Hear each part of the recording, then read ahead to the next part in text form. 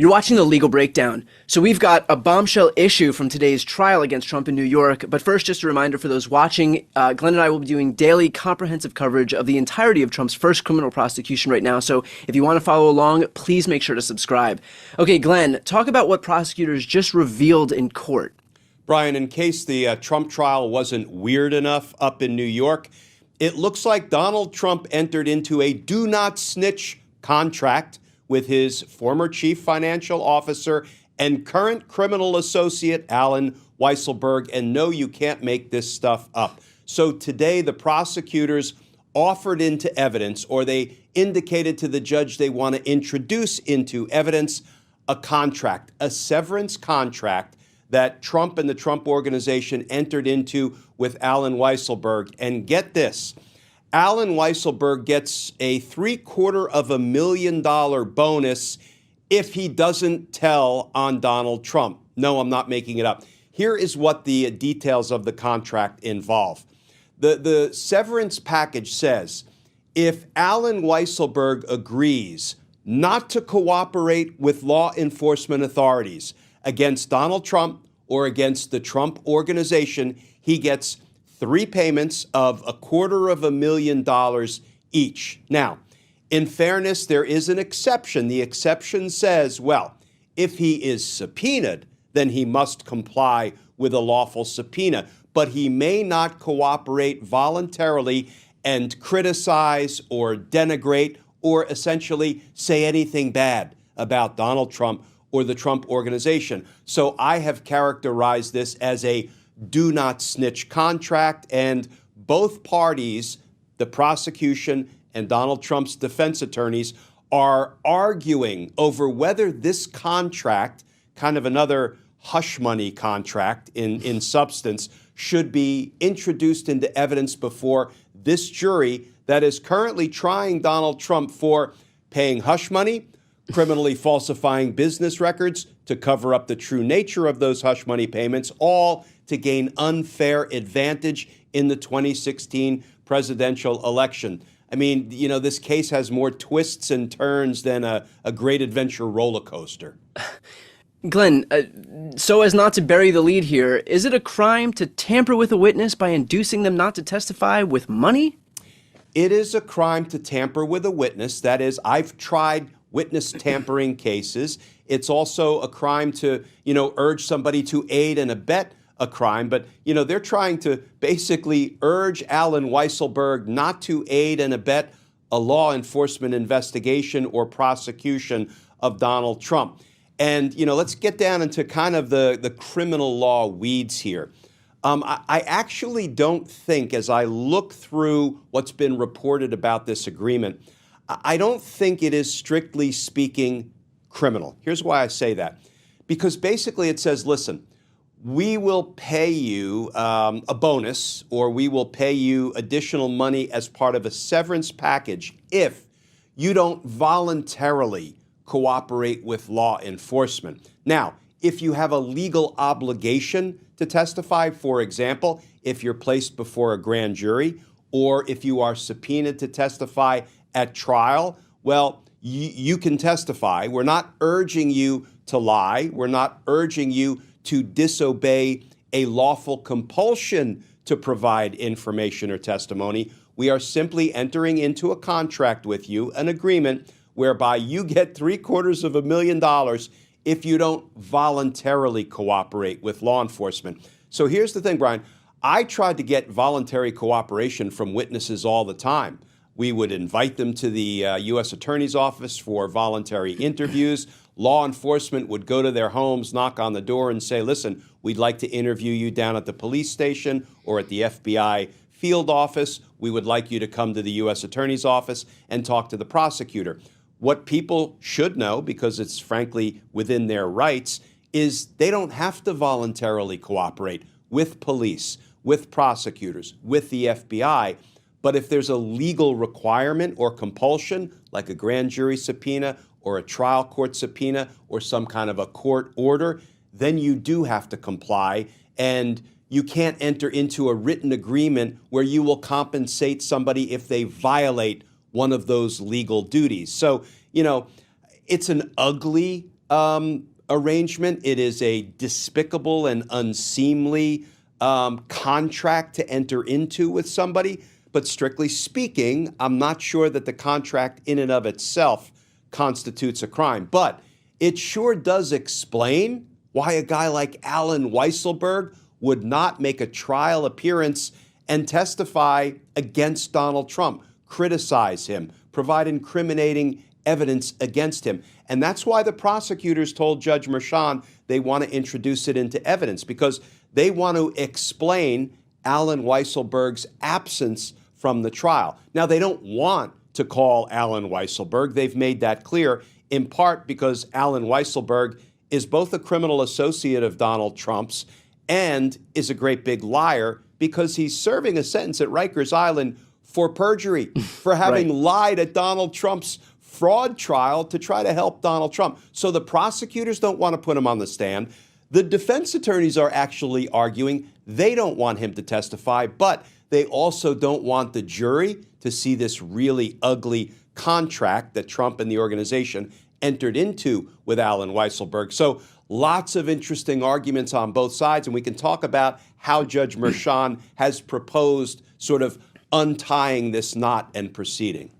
Okay, real quick, because I think it would introduce some poetic irony if Donald Trump has to pay out this $750,000 and the trial doesn't change at all by virtue of Weisselberg not testifying. So did we lose anything by virtue of Weisselberg not offering voluntary testimony? We actually didn't. I don't think there's a juror in the... We actually didn't. I don't think there's a juror in the box in that New York trial who is thinking to themselves, Alan Weisselberg is one of Donald Trump's criminal associates in this hush money scheme and in the falsifying business records. So we don't really expect to see him as a witness because he was part of the crime. And I don't know whether they know he's serving time presently or not. That hasn't been introduced into evidence, but they might know about it from other sources. They're just not permitted to use it as part of their deliberations in the case. But I don't expect that the jurors are like dying to see or expecting to see Alan Weisselberg take the stand. So I don't really fully agree with the prosecutor's rationale for trying to introduce this contract to the jury, because I don't think the jury expects Weisselberg to testify. But here's what Judge Merchan has said. He said, well, first of all, have the parties asked Alan Weisselberg if he'll come in and testify, or if he'll testify under subpoena, which would be that legal compulsion? And both parties said to the judge, no, not really, which tells you everything you need to know about the fact that they don't really want Alan Weisselberg to testify. So the judge said, okay, well, here is what I am going to ask you to do.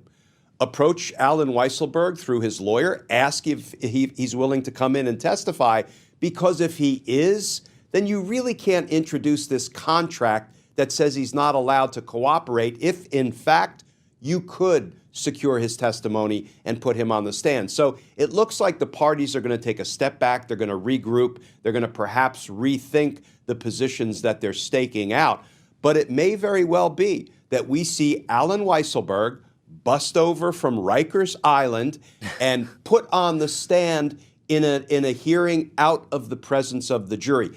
That happens not infrequently, Brian, when there's a legal issue that can only be resolved by having a witness on the stand and addressing whatever the legal issue is. And that is precisely what Judge Merchan just proposed. We can put him on the stand out of the hearing, out of the presence of the jury, and we will ask him, are you willing to testify? Now, I would probably bet my full buck. That's my maximum bet. I'm not a high roller.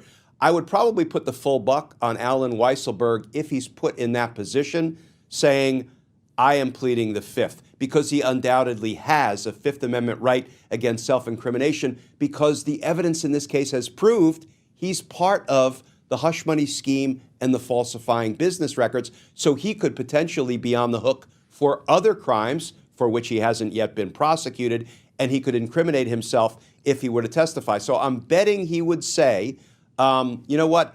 I'm going to decline to testify. I'm going to plead the Fifth, invoke my Fifth Amendment right against self-incrimination. I'm not declining to testify because of the severance contract. but I'm otherwise not going to testify. But all of these moving pieces now are kind of in play and under consideration. And on Monday, it will all come to a head, and we'll see what happens with Alan Weisselberg. Glenn, if it is allowed for this contract to be shown to the jury, does the fact that Trump will dangle hush money for Alan Weisselberg not at least atmospherically also lead the jury to believe that it's more likely that he would use hush money for Stormy Daniels? Absolutely. And here's what will happen. Like this guy's like a hush money machine at this point. He is. It's a hush money jubilee when it comes to Donald Trump. So here's what will happen.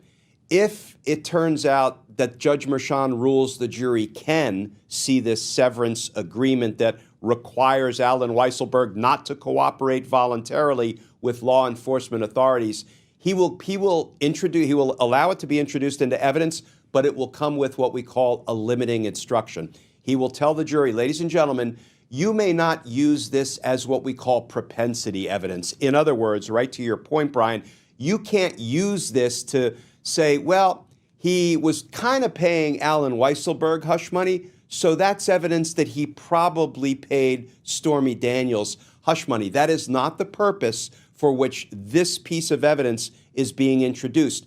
You're only allowed to use it for the very limited purpose of explaining why Alan Weisselberg has not appeared as a witness in this case. Judges use limiting instructions all the time when a piece of evidence is admissible but is subject to multiple interpretations and perhaps subject to misuse to the detriment of the defendant. So if it comes in, it's going to come in with a limiting instruction. But Glenn, these people are human. And if they see that Donald Trump has a propensity to write hush money contracts, isn't that going to at least subconsciously, at least atmospherically, lead them to believe that he has a higher propensity to do this? Yeah, so this is where the common sense and the rule of law don't necessarily meet one another. They don't fit comfortably. Here's what I mean by that. In every trial, you will have evidence that gets blurted out by a witness that turns out to be inadmissible. What do we hear the judge say? Strike that, ladies and gentlemen of the jury. I am instructing you, you must disregard it, you must strike it from your mind, and you must not let it enter into your deliberations in this case. That is a necessary part of the practice of criminal law. It happens in virtually all criminal trials because people are human and trials are more art than science. They're unpredictable. So the reason that we have that rule in place is if we didn't, every time somebody blurted out something that was inadmissible, it would require a mistrial and you'd have to start all over again. So think about the incentive that would build into the system to have people blurting stuff out all the time. You could never try a case to fruition, to a verdict. So yes, they're human, but in my experience, Brian, when those jurors raise their right hand and swear to abide by all of the judge's instructions, they typically try their best to do it. But this is a fiction that we employ just to keep the criminal justice system up and running. Yeah, it would be ironic, I feel like, if a document that was initially intended to help Donald Trump in trial may unto itself, just the document unto itself, not even what it was trying to protect against, which is Alan Weisselberg's testimony, but just the document actually ends up being more damaging than the testimony would have been. Sweet karma, we call that. Sweet karma. Well, we'll stay on top of this. Obviously, we'll have some updates here on Monday. So for those watching right now, if you want to follow along, please make sure to subscribe. The links to both of our channels are right here on this screen. I'm Brian Tyler Cohen. And I'm Glenn Kirshner. You're watching The Legal Breakdown.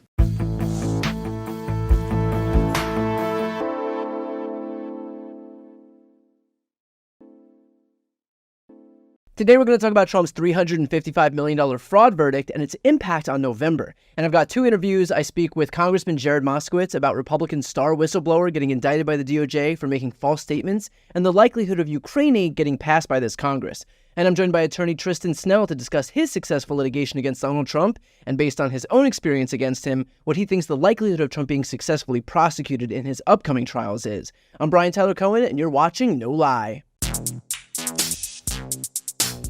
Who would have guessed that Trump would probably yearn for the days when he only had to come up with $83 million?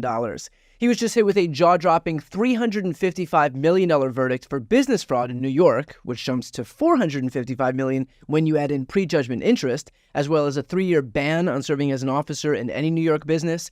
His kids, Don Jr. and Eric, were also hit with $4 million fines. And a court-appointed independent monitor will remain at the Trump Organization to pore over every detail of the company's machinations to make sure that nothing fraudulent or illegal takes place. That's also the part that reporting suggests pisses Trump off the most. I wonder why. And I know that we're all tired and cynical and looking at this thing and thinking, cool, but it's not going to have any impact on Trump. 2 reasons why I think it absolutely will. The first is a point I made after the E. Jean Carroll ruling. Donald Trump's air of invincibility is gone. Think back to the days before he was indicted. No one ever thought that it would happen. No one ever thought that a prosecutor would actually step up and do it. And then it happened in Manhattan, and the dam broke, and then immediately thereafter, it happened in Florida, and then D.C., and then Georgia. And then we figured, okay, well, he was charged, but he'll never lose a case. And then, of course, he lost his first civil case against E. Jean Carroll for $5 million. He lost his second civil case against E. Jean Carroll for $83 million.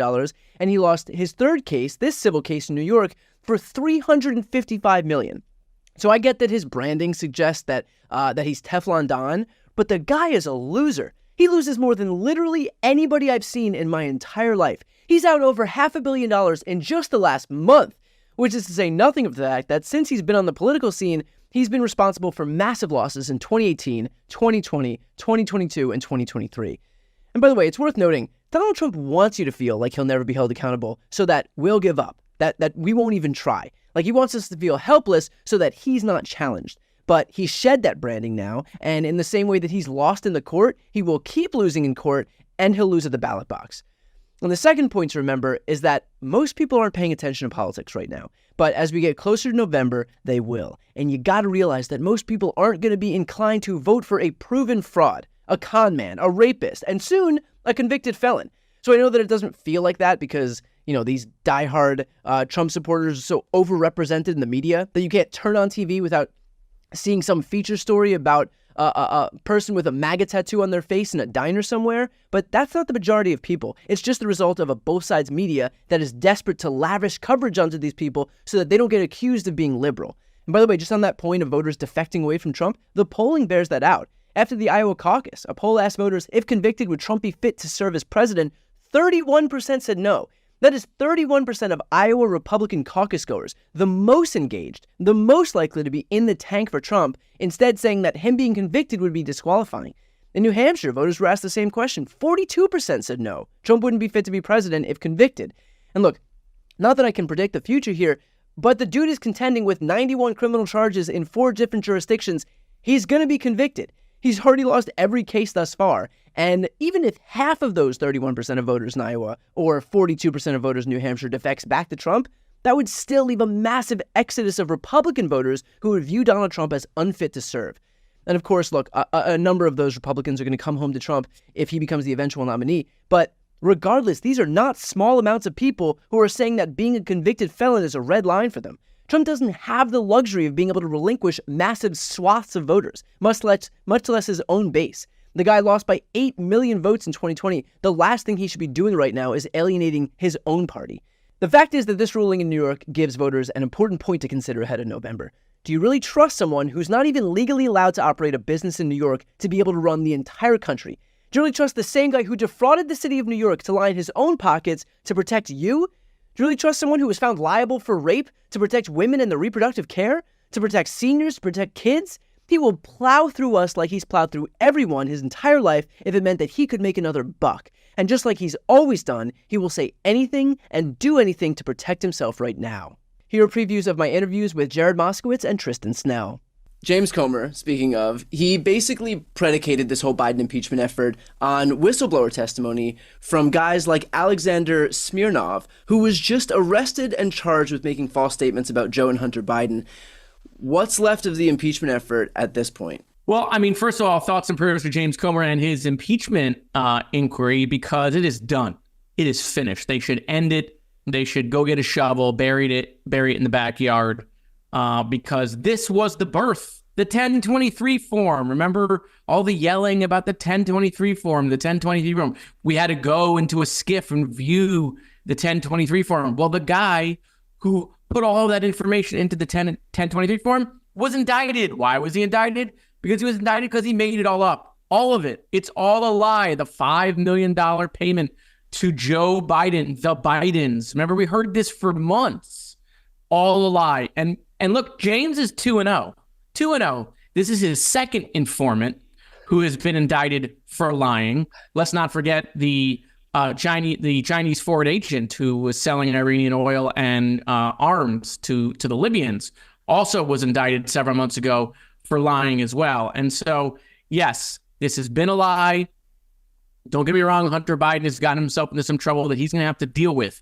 But that has nothing to do with this entire scope about Joe Biden. It is over. Well, look, if the point of all of this was always just perpetuating a narrative by any means necessary, regardless of any of the facts, why would this actually stop them from barreling forward? Like, it's not like they were... They're going to. It's not like Brian, they were chastened by the lack of evidence before, so what would be different now? Because here's the deal. They're never going to impeach Joe. That's the key. They're never going to call for a vote to impeach him. First, there's no evidence. Second, they don't have the votes. They don't have the votes to impeach the president. How do we know that? That's why they kind of stopped talking about it for a little bit, right? And they pivoted to Mayorkas, right, which they were only able to accomplish by one vote on the day of the election in New York. Now they don't have the votes in the House to impeach Mayorkas, by the way. Guess what? That impeachment is also a waste of time. He's still the Secretary of Homeland Security. The Senate is not going to remove him.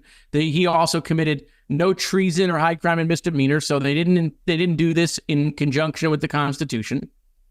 So, Mayorkas will have to change his Wikipedia page. That's going to be the only thing that'll get accomplished. But they stopped talking about Joe Biden for a while. That's interesting. Did they know? And this is the real question, Brian.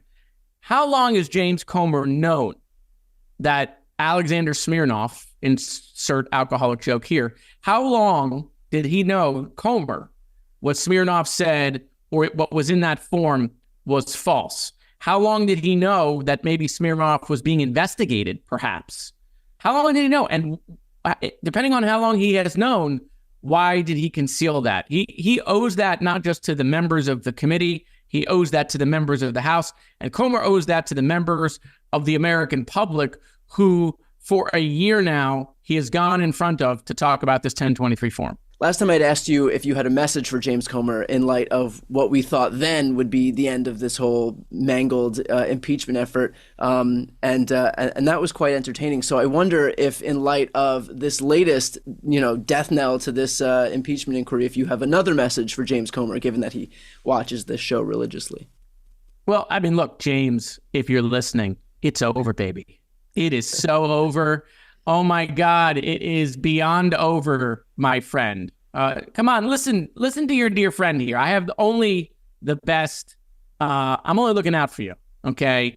I know you stopped having oversight hearings because, you didn't want to hear from me or from Raskin or from, trust fund Goldman, like you like to call him. But, look, you're friendly Smurf. I wore blue for you, James, today. If you're listening to me, it is way over. And so, but look, if he wants to continue to embarrass himself, Brian, he'll continue. We just got notice that they're bringing special counsel Hur to the floor to Congress in March. Guess what? He's not coming to oversight. He's going to judiciary. I wonder. So that Jim Jordan they can take that away from James Comer? Probably they did. Some people are saying. So, Tristan, you beat Trump in court over his fraud that was Trump University. Based on your experience in that case, knowing what it took for him to lose, what do you think the outlook is for his pending prosecutions in D.C. and Florida and Manhattan and Fulton County? Well, let's see. As I say in the book, even John Gotti wasn't able to make it through 4 criminal trials without finally getting convicted. He famously got away with the first 3, and it was the 4th one that brought him down. So I think that Donald Trump's chances of escaping from this unscathed are low, quite low. Now, the question in my mind is not really if, but it's a when. This is about the timing and then how that relates to the election. If Trump were just now a private citizen and then we're sort of curious as to when he was eventually going to get imprisoned, it would be clear that it's like, look, it's going to happen at some point in the next year. But given the presidential calendar schedule, that's a totally different ballgame. That said, Like, what does it take to bring him down, and what are these cases doing to do that right or less right, et cetera, et cetera? And how does that relate to Trump's efforts with his own playbook? The DC case, I think, is probably the most dangerous for him all the way around. It was done as a very tight case. They're trying to get it done as fast as possible. They didn't overcharge him. They've been stoic and not responding to any of Trump's, counterattacks. They've been dealing with his attempts to delay it, trying to move that immunity issue through the courts as fast as possible. So I think they've really been applying the lessons on that a good bit. I think we shouldn't sleep on the Manhattan case. It doesn't have the same gravity, but I do believe that there's a lot there. And I think that one's probably going to ultimately, the big question will be on appeal regarding whether or not I think he's going to get convicted. The question is going to be, is it for felony or misdemeanor? And that will probably end up being decided on appeal. The Mar-a-Lago case, good grief, your guess is as good as mine. And Fulton County, I can talk about that one more too, but I think the kicker there is they just went with a different path. They charged a whole lot of counts and a whole lot of defendants. They're getting people to flip, which is good in its own way. But on the other hand, it just means it's a big, clunky case that's taking forever. The reason why that case is moving slower is not because of the stuff with Fonnie Willis, which is a classic Trump counterattack, but because there were 19 defendants.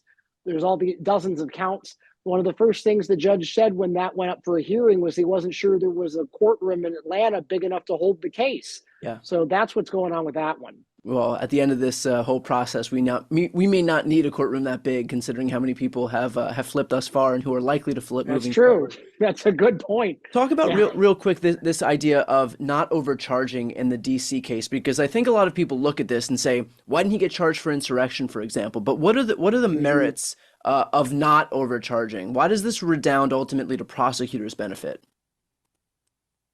It's a matter of speed, and I think they have been looking to do this. The bigger the case, the more possibilities there are for issues to be brought, motions to be brought.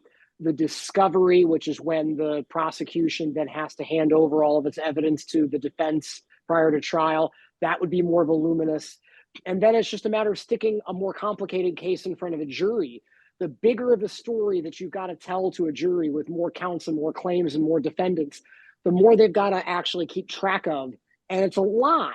It's a lot for any of us. It's a lot for those of us who cover this stuff for a living. It's a lot to keep track of when you have a case like Atlanta. So the DC case, I feel like they stayed true to the things that are going to be the easiest to prove. And we have to remember that it's less about the violence of January 6th and the inciting of that violence. And it's more about the palace coup, the bureaucratic part of J6. And it's less sexy to talk about, but I think it's going to be the thing that brings him down. It's the fake electors. It's pressuring Pence. It was trying to hijack DOJ. And then it was the bureaucracy of the fact that they sought to and successfully delayed the certification of the Electoral College vote that day. Constitution requires it to be done on the 6th of January. And it actually wasn't. It didn't happen until the next morning. Yeah. So I think those things which are drier to talk about, people have asked, like, oh, when are we going to find out about the Proud Boys? When are we going to find out about the Oath Keepers? It's like, and the role that Trump or Roger Stone or somebody played in all of that. It's like, maybe we're going to get more indictments about that later, but not in this case. They designed this case to be a torpedo, not a armada. To watch the full interviews with Jared Moskowitz and Tristan Snell, click the thumbnails right here on the screen or check out the interviews playlist on my YouTube channel. You can also listen to the audio version of this episode by clicking that link on the screen. And of course, to see more of my content, the subscribe button's on the screen as well.